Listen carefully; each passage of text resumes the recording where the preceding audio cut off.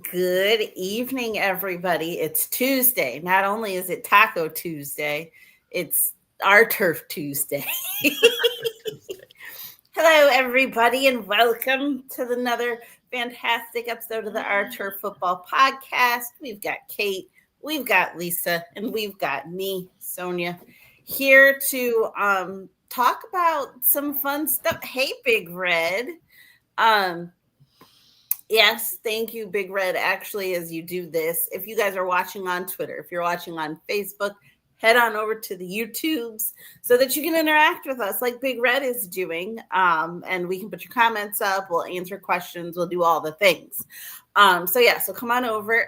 I was looking for Kristen. Kristen, we were a second late tonight. Let's not do that again. I'm teasing Kristen. Hi, Kristen. Glad to get you in our football league. Yeah. All right, guys, talk. Go ahead. Well, we got 2.5 more weeks. 2.5 more weeks. 2.5 more weeks. I think so, because till we get game football Hall of Fame game on July the 31st. Yep. Yes, sir. So tonight we're going to get into, we've talked about all the divisions and we've talked about, who's going to do what moves were made and all that other good stuff. But the things, that focus really more so on the players and what moves were made and things like that. Now we're going to talk about some coaches. Hey, it's Darcy. Hi, Darcy. Hi, Darcy. Yay. I'm so glad your work schedule cooperated. Work. Missed him. Fantasy football. Is that what Kristen's talking about? Is she already? Yep. Kristen's probably going to win because that's just what happens. But we can't wait. It's going to be a lot of fun. If you guys are interested in our fantasy football league, please make sure you DM us, message us somehow, smoke signals. It doesn't matter. Let me know so that we can get you in. To win the trophy. Because we are about to have a bunch of fun. The only reason you're going to win the trophy is because I'm not playing. Oh. Lisa, please. Lisa. Please. Pump our brakes. Anyways, now, so we talked about all the divisions. We talked about all the changes, but we didn't get to coaches. We talked about the players, but we didn't talk about the coaches. Who's on the hot seat this year, you guys? I think a couple. Yep. I think a couple are definitely on the hot seat. Ooh, which restaurant are you working at? Everybody, if you're in Canada, go to Darcy's restaurant. Yes, I know I made it very broad, but if you're in Canada, go to Darcy's restaurant and tell them we sent you. He could be. It's a little early for that. Way early for that. Well, let's talk about it. Let's get into it. Since Big Red wants to start the AFC West, let's start with the AFC West. Kate, tell us about the AFC West and the coaches that are there. So in the AFC West, you've got some of the winningest coaches in the league. Yeah. The Chiefs have Andy Reid. They've had Andy Reid since like 2013. Darth Harbaugh with the Chargers. He's only been there a couple years, but he's doing very well with them. Sean Payton with the Broncos, again, he's only been there a couple years in Denver. But overall, his winning percentage, 62%, wins as a head coach in the league. And then while the Raiders have a brand new head coach this year in Pete Carroll, he's also got near 60%. As a winning percentage as a coach. He's got all that experience with those great teams in Seattle.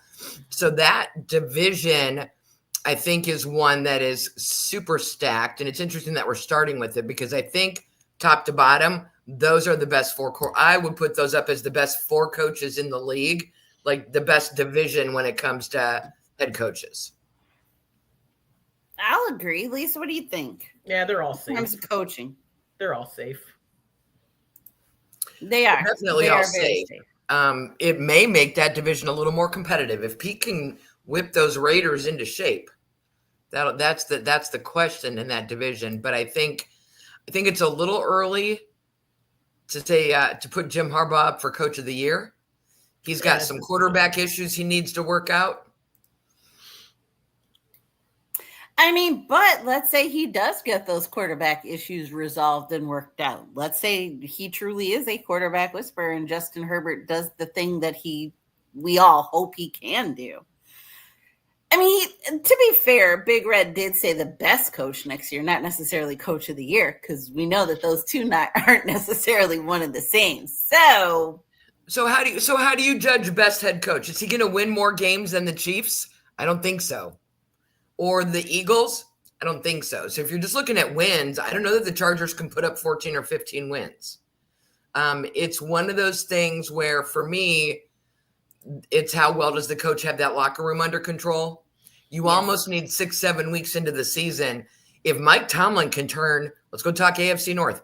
If Mike Tomlin can do something with Aaron Rodgers, he might be the best coach on the planet, just because there have been nothing but problems the last few years with him in that locker room. And if Tomlin can handle that locker room with Aaron Rodgers in it, I think that would make him better than Jim Harbaugh when I measure coaches. I'll agree. I mean, because you do have to think about coaches do have to balance personalities and manage the locker room, and also are responsible for getting wins on the field. So, I mean, it's a tough job. It is a very tough job. And I think Mike Tomlin has probably one of the tougher jobs because, yes, you have Mr. Diva himself, Aaron Rodgers, working in that locker room. And we know what kind of personality he can be. And, yeah, Mike Tomlin, he's got his work cut out for him. Elise, what you got? Well, the problem with that is, that would almost make it like a comeback coach of the year, So I'm not seeing best coach of the year to me is the coach that does the best job through the year to put his team in a position for a playoff run and a Super Bowl run. And when you look at that, you look at the Eagles coach, Mike Sanders, you look at Andy Reid, you look at, the Bills, those to me are your front runner coaches of the year. Not a coach that, took a disgruntled old man and maybe made a playoff team. I'm not buying it. The best coach of the year to me is somebody who's puts their team in positions to win games when they need to and make that Super Bowl run. So almost or a worst to first kind of a run. If we stay in the AFC North, I think this is a division. You have John Harbaugh with the Ravens, who's been there since 2008. Tomlin with the Steelers, who's been there since 2007. Zach Taylor has been in Cincinnati since 2019. He's only got a 47% winning percentage there. He's warm. You've got Kevin Stefanski with the Browns and 48%. I think both of those coaches are on the hot seat. I think when you look at some of the rosters that they've had over the years, neither of those teams have performed to expectations. I would put both of those coaches on the hot seat this year. Yeah, they're definitely warm, especially Zach Taylor. I think a lot of focus is going to be on him. I've heard a lot of the talk. It's like the Lord of the Rings that the eye has turned and is on Cleveland. It has turned and it is on Cincinnati. Because he's had. I almost want to say no excuses. You've had Joe Burrow, right? You've got Jamar Chase. You've got Woody. Kevin Stefanski is going to make the argument that he's had a different quarterback every year. He got saddled with Deshaun I would make a better argument for him. I would make a better argument for him than I would for Zach Taylor. I think we've hit the ceiling of what Kevin Stefanski can do. I just think he's going to use the quarterback situation as an excuse for why he should stick around. Or maybe the team owner, Jimmy Haslam, will, because they didn't do him any favors with the draft this year by going after Dylan Gabriel and then later getting Shedeur Sanders and doing that mess. But I think Kevin can make it through the whole season. And if they decide to part ways, it would be at the end of the year. I feel like for Zach in Cincinnati, they have legitimate playoff expectations. We could get to a point week 7, 8, where if they're not performing well, ownership may cut ties with him in the middle of a season. I could definitely see that with Zach Taylor. Tough. And that's tough because when you look at Kevin Stefanski in the Browns organization and what they brought in and stuff like that, I am all about putting those horses in the stable all those stallions in the stable, and the best man wins. As long as we don't have the Browns organization setting him up for failure. You know what I mean? And that's almost kind of what it almost feels like. It's like, we're going to give you all this mess. You're going to have to sort this out. It's easy for me. I'm a quarterback person. The best quarterback's going to start. I don't care if it's Dylan Gabriel. I don't care. If he is the one coming out of the stable, I'm pulling the trigger. If I'm the head coach, I wouldn't let the Brown organization guide me if I was a head coach. These head coaches need to think for themselves. They need to put a game plan together, because when you start pitting ownership against coaching, we all know how that goes. So I hope he stays his course, and I hope, like I said, I'm all about putting them stallions in the stable and seeing which one comes out. Of course you are, Lisa. Of course I am. Yeah. Well, Big Red has asked a couple of good questions. I like this one. Does Super Bowl or bust define how good a coach is, or does gradual improvement count? And here's my thing. I think, like Lisa mentioned, getting teams ready to go. You've got, your Sean McDermott's, your Andy Reid's, and the coach in the Eagles, who I can't remember right now. Sirianni. Yes. Sirianni. But I think those guys have expectations that they're going to make it. And so I think if you have expectations, while that doesn't necessarily disqualify you, I think that kind of, and you make it, I think that kind of you were supposed to make it, right? There's no excuses to not make it unless you mess things up. That's it's hard to get back to back. It's hard to go back to the It is. I kind of disagree with that. I think that for me, it takes more of a coach to keep the team together, keep the team winning, keep those expectations where they are. I mean, it's tough. It's every single week. It's a different game. And we talked about it. There's so many scenarios. Last year, Dan Campbell was right up there because that team had so many expectations, but injury plagued, but he still held that team together. He still pushed that team into the playoffs with the roster it got. It finally, at the end, got him. But that, to me, that's great coaching. That's great coaching. That's kind of where you look at it, to me. Yep. He had things that he had to deal with. And I think that kind of, while he had the expectations, he didn't have a full complement of players. And so I think that kind of makes things. Whereas you look at somebody like Sean McDermott, who supposed to has Josh Allen playing at MVP caliber. Yeah, kind of. You're supposed to make it, right? Am I wrong? Is it? No, but let's talk AFC East. You've got the Bills with McDermott. He's been there since 2017. I think they're about tired. I think they're about tired of not getting to the Super Bowl. I don't know. I think they're blaming it on, you got to run through the Chiefs. And what are you going to do, right? But then you've got the Dolphins with hipster homebrewer. He's been there since 22. He's got a 55% winning streak. Are we getting tired of? Is it his fault? Is it Tua? Is it injuries? The Jets are starting fresh with Aaron Glenn. This is his first gig. We've got 5 first-time head coaches in the league this year with Aaron Glenn at the Jets. And then Mike Vrabel brings his 55% winning record to the New England Patriots. I think he's okay. I think Glenn's okay. I don't know that Mike McDaniel or Sean McDermott are what I would say on the hot seat, but I would say flaming. McDaniels is I would say McDermott's warm. You got to quit using the excuse that you can't get by the Chiefs. Yeah. You think McDaniel's sitting on flames? Oh, dude, that's a 747 heading for the mountains, baby. that dude, he is. Yeah, he's on fire. I mean, it's, especially after the whole Ramsey debacle and what now's coming out, and this whole thing again is we're right back into, softness. This team's soft. He's a pushover. Ramsey doesn't want to play for him, but then, the stuff's coming out on our side now. It's starting to leak.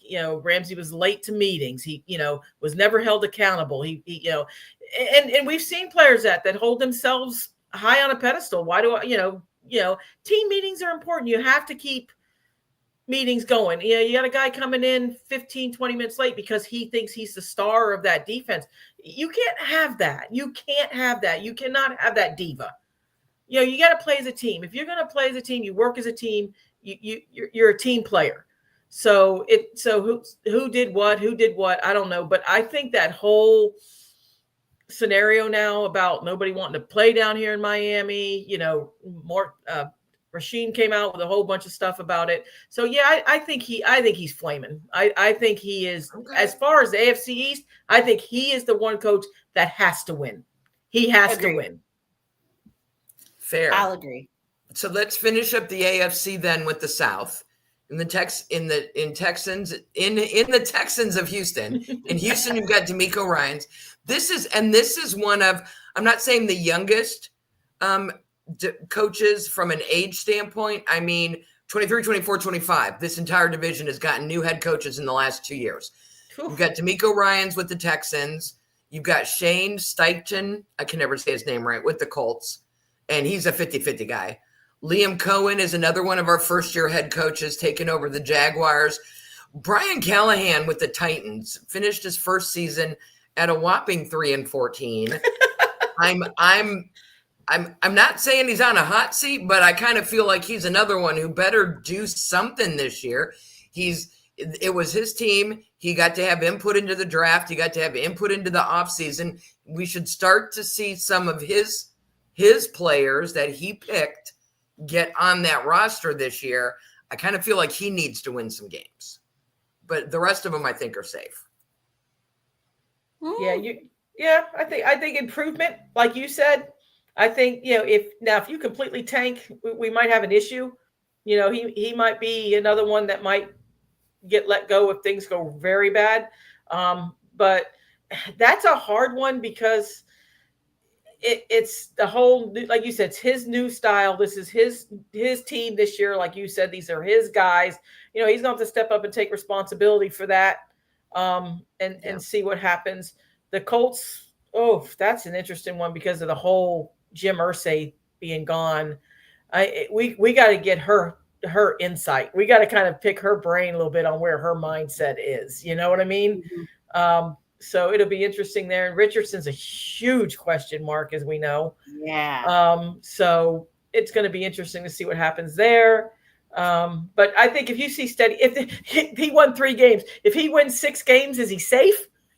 Because that's an improvement. So I agree.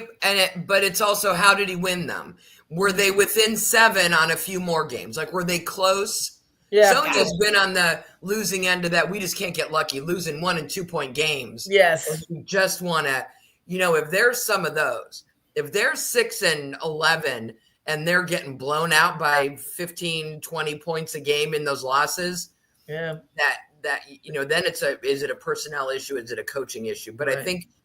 I think you're right. I think he's got to get to 6 games this year. I'm going to put him in that category of, he's not at risk, but he does need to win some games this year. He needs to kind of show people that this is his team.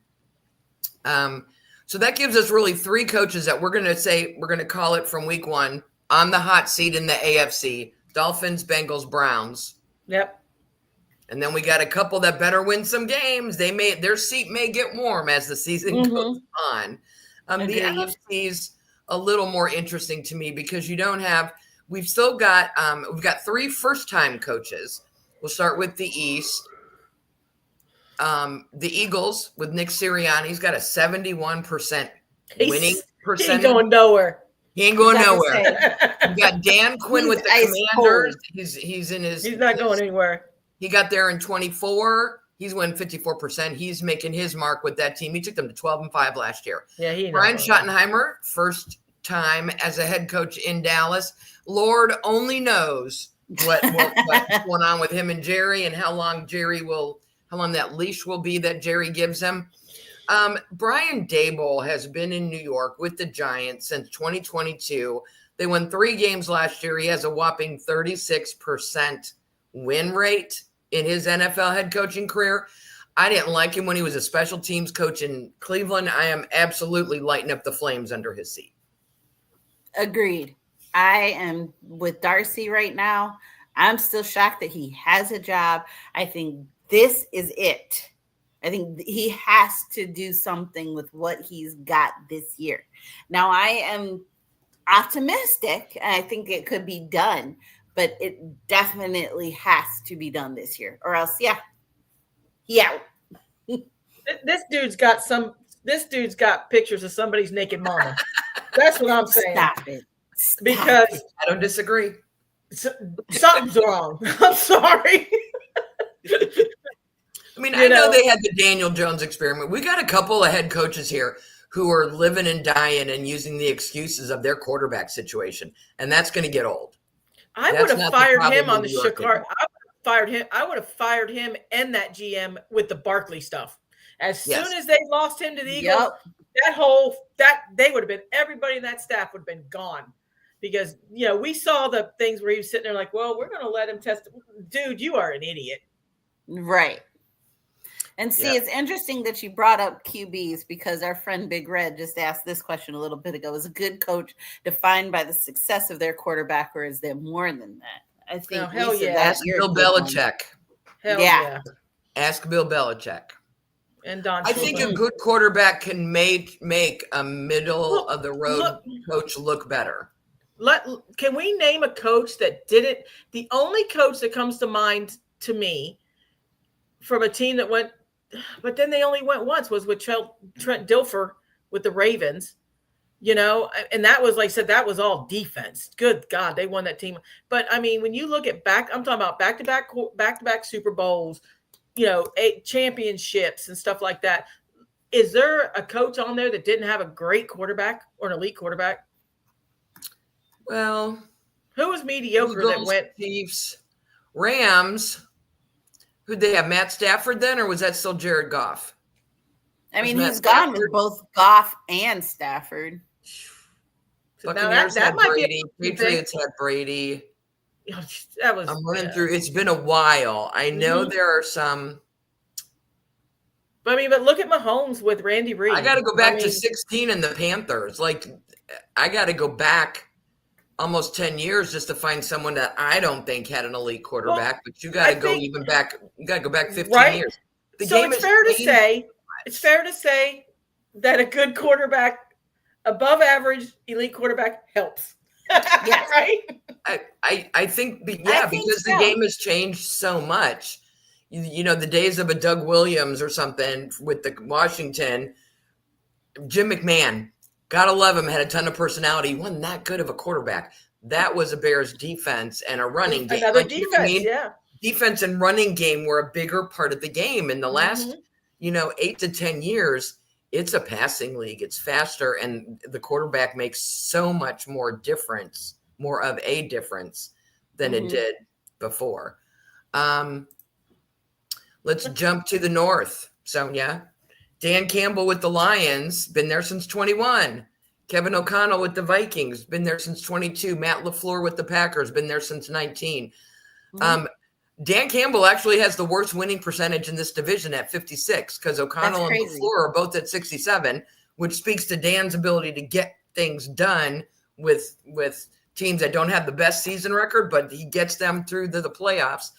And then you got Ben Johnson, which I find one of the most interesting coaching stories for this year. His first year as a head coach for the Chicago Bears, and he came from where? The Lions. Oh, that's right, Sonia. I think his coming from a team in the division helps him immensely compared to some of the other first-year coaches, because he knows that division. He knows that division. That's 6 of his games. But I don't think any of these guys are in trouble. I don't think any of them have anything to prove. I think the Bears are going to be patient with Ben and see how he and Caleb work together and see how that goes. Caleb Williams at quarterback doesn't strike me as one of those prima donnas who will try to get him fired if he's not happy like week 4. God, no. I don't think he's that dude. So I think everyone in the North is safe. I think so. And Big Red asked another question. I'm coming back to some of these questions, guys. Is how long do you give a new coach before the seat starts heating up? And I think it depends. Somebody like Ben Johnson, completely safe. But you look at last year, you get somebody like Jared Mayo. His seat was Yeah, in theory, it wasn't that hot, but it was apparently very hot. So will there be a one and done out of this group? Well, that brings me to the NFC South. Mm-hmm. You've got Todd Bowles with the Buccaneers, who's been there since 22. Raheem Morris just finished his first year with the Falcons. Dave Canales with the Panthers. And let me tell you, Kellen Moore, first year with the Saints. I can see Kellen Moore being a one and done. I can see New Orleans ownership if they are not happy. I think all these first year head coaches will get the year, but I think Kellen is the biggest one at risk to be a one and done. Agreed. And I think in general, their winning percentages is crap. Todd Bowles leads the division with 45%. You got Raheem Morris at 38 and Dave at 29. Now, some of that's because like their experience is with the bad teams that they're with now. Like their head coach, it's not like Andy Reid with 50 years of experience for me to get a percentage. Right. They're fairly new, but that is from a winning percentage perspective, career-wise, the lowest numbers for an entire division. I think they're all safe, except for, like I said, Moore's going to be interesting because Moore's interesting because we talked about the Saints and the quarterback issue there. Yep. You know, so if that question comes true and none of his quarterbacks pan out, they're going to tank. That would be an easy one to pull the trigger on. Yep. I think though you only even Spencer Rattler. Spencer Rattler. I think you only pull the trigger there if you know, like you have a surefire thing. You know what I'm saying? Like a very good coach out in the wings waiting. That's my thought. You need a plan B. When you've got Michael Penix Jr. in your quarterback room and the potential and the talent that he has, if Morris can't figure out how to get that to translate into yards and points and wins, then maybe he's not the right head coach for that quarterback. So you got to weigh, for me, I weigh that in. Is he going to hurt my quarterback's development more than help it? If not, if it's just okay, then you need a good plan B. You can't, I see so many of these teams let these coaches go, especially mid-season. I'm like, what's your plan B? Was it that bad in the locker room that you needed him to go now? They have done it. They have, and I don't, and like you said, there's something else going on. It has to, right? I mean, you're not to fire a coach mid-season. You don't have a plan. You're pissed. Yeah, something's going on in the locker room. Mm-hmm. You're pissed. You're alienating somebody, or you're doing your bad things in the locker room. And then the last division in the NFC, we've got the Rams. Sean McVay has been there since 2017. He's got a 61% winning percentage. Mike McDonald there with the Seahawks since 24 at 60%. Jonathan Gannon with the Cardinals, been there a couple years. I think his seat's a little warm. I don't like that team. But Kyle Shanahan has been in San Francisco since 2017. Girl, I think his butt is on fire as well. I would put him and Brian Dable neck and neck to see who can get fired first in the middle of the season, because they have both been there long enough to know better. And I'm about done with Kyle Shanahan and I need 3 college degrees to be able to read his plays, because it's 57 words and don't nobody understand the play calls. It's too much. These are simple men. They are athletes. They're not. Get back to football 101, right? Just stop with the stupid play calls and these complex crap. I mean, and this is what's happening. You players are even like, what? You know, it's taken 4 weeks just to learn 2 sheets of his 2 plays. Could you imagine having to learn a whole new playbook from him every year? Oh, could you imagine the cadence of him? I would just take Z, 0. blue, 16, 17. Oh no, Z cross. Oh, good God. Yeah.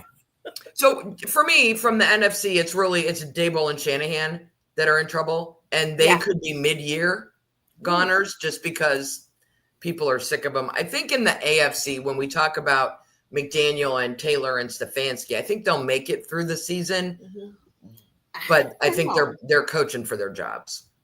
I will agree. Here's Big Red again. If you fire a head coach mid-season, are you bombing for a top pick? No way you replace a coach mid-season with any thought of success in the current season. If you fire a head coach mid-season, you're not necessarily bombing for a top pick. I think you're just you're pissed. But look at the situation with the Raiders a few years ago. They got rid of what's his name and promoted Antonio Pierce, and that team won for him. They didn't tank nothing for the rest of the year. If the locker room is that bad that getting rid of the coach is what you have to do in the middle of the year, you elevate someone else on your staff as the interim head coach. We see a lot of that where the play gets better because that stress, whatever was going on that we don't know about, is gone. The players like the guy that's coming in. They play better for him. If that's their plan, I don't think that works. Yeah, and I don't think that's the way to tank for a pick. Right. And I don't think any team wants to ever fire a coach mid-season. I mean, I don't think that's ever, it's always the same thing they talk about. Well, some analysts get mad about it. But when you let's look at the NFL's ownerships now. It's not one-man teams anymore. These are organizations where it's complex. You've got several owners involved now. It's just not like a Jerry Jones or Mara. It's some of these teams now have several owners or groups. Yep. So, I think those would be harder. Those teams to me will let the coaches go through, then make the changes at the end. It's people like Jerry Jones or Shaquan down in Jacksonville or people like that just, like you said, they get angry. I mean, would Jerry pull the trigger on Brian if they just crap the bucket and come out and don't win a game for 6 or 7 games? If they start over, I'd be very worried about it. He's probably one that needs to get a win or two early, so Jerry's not in his office every day. Right. But he knew Jerry when he took that job. We all know Jerry. But then again, Mike McCarthy, he stayed a lot longer than a lot of people thought he would, right? Yeah. I mean, there was several reports of him getting canned before the season was over, some of those games that they blew. So I don't know. It's just, like I said, I just kind of look at the ownerships now and how the teams are kind of, going off. Because like I said, I don't think any team wants to fire their coach mid-season. So I think it's traumatic for everybody. Mm-hmm. Yeah. And there has to be a reason behind it. And you're right. Sometimes it's just because the owner got pissed. But it is interesting, though. I'd love to see the stat of like the teams that do fire their coaches and what are the stats of the teams the next game. Because I remember when we fired, I forgot which coach we fired, and Dan Campbell was our interim coach.